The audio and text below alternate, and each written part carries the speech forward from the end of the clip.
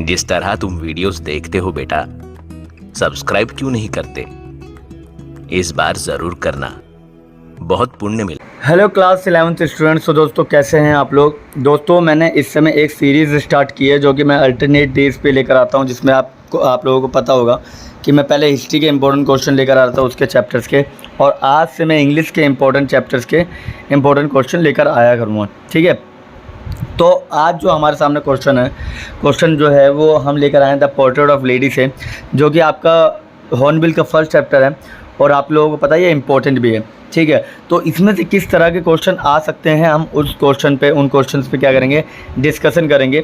ठीक है, तो फर्स्ट क्वेश्चन हमारे सामने, why grandmother did not like music, यानी जो ग्रैंड मदर थी वो म्यूज़िक को इतना पसंद क्यों नहीं करती थी। तो इसके पीछे आंसर है the grandmother disliked music because she considered it as a distraction from spiritual practices and daily responsibilities. ठीक है, तो ग्रैंड मदर जो थी ना वो इसलिए पसंद नहीं करती थी क्योंकि उनका मानना था कि ये एक डिस्ट्रैक्शन पैदा करता है और स्पिरिचुअल प्रैक्टिस जो होती है ना, मतलब जिसमें वो कर्म नीति वगैरह पे जो बिलीव करना चाहिए, उससे आप लोग अपनी जिम्मेदारियों से दूर होने लगते हैं बिकॉज ऑफ म्यूज़िक। ठीक है, और उनका मानना है कि अगर रीति रिवाजों को ज़िंदा रखना है तो इन सब चीज़ों से दूर रहना पड़ेगा और हमें एक सिंप्लिसिटी में बिलीव रखना पड़ेगा। ठीक है, और इनका ये भी मानना था कि ये जो होता है ना, ये हार्लोड्स होते हैं ना, हार्लोड्स या बैगर, ठीक है, जिन्हें हम लोग बोलते हैं मांगने वाले। ठीक है, तो उनका मानना है कि हार्लोड्स और बैगर्स जो होते हैं ना वो म्यूज़िक गा के ये सब मांगते हैं। ठीक है, तो इसीलिए उन्हें बिल्कुल पसंद नहीं था। अब उनको तो अंग्रेज़ी मीडियम के स्कूलों के बारे में ज़्यादा पता नहीं, वो गांव की है। ठीक है, तो कहीं ना कहीं इनके बीच में इसीलिए लैंग्वेज बैरियर्स और उनकी थिंकिंग बैरियर्स भी देखने को मिल रही थी विद हर ग्रैंडसन। ठीक है, जो भी हमारे खुशवंत सिंह है ना उनके साथ। ठीक, तो फर्स्ट क्वेश्चन होप आप लोगों को समझ में आ गया होगा कि why grandmother did not like music. ठीक है, चलिए, सो सेकंड क्वेश्चन है what were the turning point of the portrait of lady, यानी कि टर्निंग पॉइंट क्या है। ठीक है, चैप्टर के अंदर कहाँ कहाँ टर्निंग पॉइंट देखने को मिलता है तो उसके ऊपर बात करेंगे। देखो क्या होता है, हमारे सामने बहुत कम हम ऐसी चीज़ें देख पाते हैं जिसमें हम देखो क्वेश्चन लंबे लंबे होते हैं, उसके आंसर भी लंबे होते हैं। अब इसके अंदर आंसर जो है वो लॉन्ग हो सकता है। ठीक है, मगर हमें एक लिमिट के अंदर लिखना पड़ता है 40 to 50 वर्ड्स के बीच में।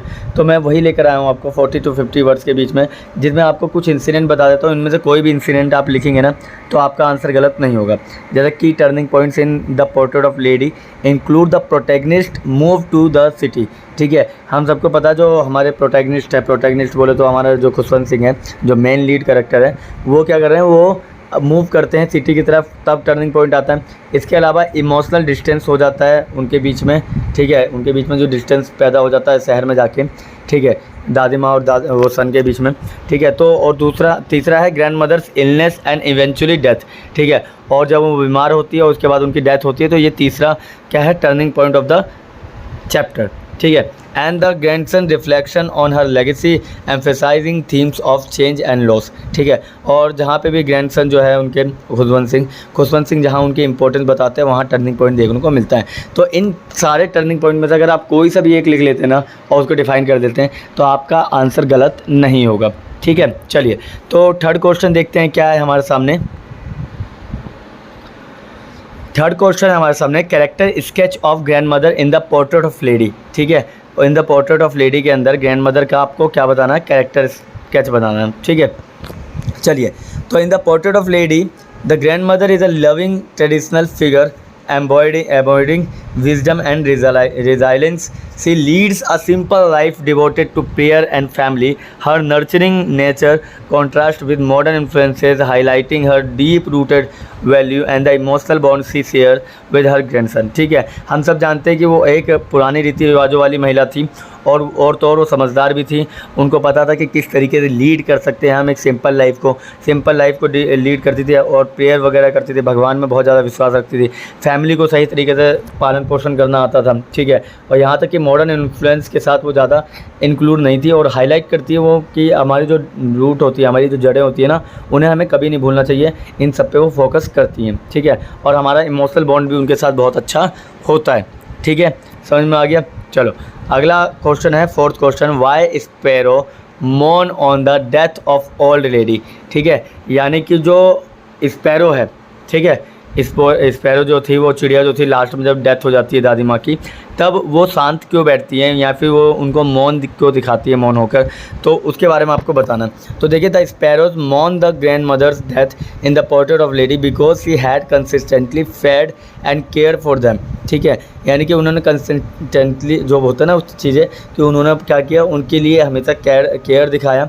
ठीक है, उन्हें हमेशा खाना खिलाया, जो वो थी ना वो चिड़िया जो थी जिनको चपाती के टुकड़े डाला करती थी वो। ठीक है, और उनकी साइलेंट जो है ना वो उनको दिखाना चाहती थी कि हम उनके फ्यूनरल पे आए हैं, कि जो चिड़िया वगैरह है वो उनके फ्यूनरल पे आई थी, वो उस पर रिएक्ट करती हैं कि हाँ जिस तरीके से उनकी स्पिरिट थी अच्छी वाली, है ना, हर किसी के साथ काइंडनेस स्पिरिट थी, उनके प्रति वो क्या करने आई थी, सिंपैथी शो करने के लिए आई थी। और वो क्या करती है, एक बॉन्ड दिखाने के लिए आई थी नेचर का उस इंसान के साथ, उस व्यक्ति के साथ। ठीक है, इसलिए उन्होंने क्या किया था, बाद में जब उनकी मदर ने रोटी के टुकड़े डाले थे तो वो उन्होंने खाए नहीं थे। ठीक है, क्योंकि वो दिखाना चाहती थी सिंपैथी किस तरीके से उनकी दादी माँ के प्रति थी। ठीक है, and the last question is how does the relationship between the narrator and his grandmother evolve, यानी कि किस तरीके से ग्रैंडमदर के और जो नरेटर है ना, जो हमारे खुशवंत सिंह हैं, उनके साथ उनकी मदर का किस तरीके से रिलेशन था ग्रैंडमदर का, उसके बारे में आपको बताना है।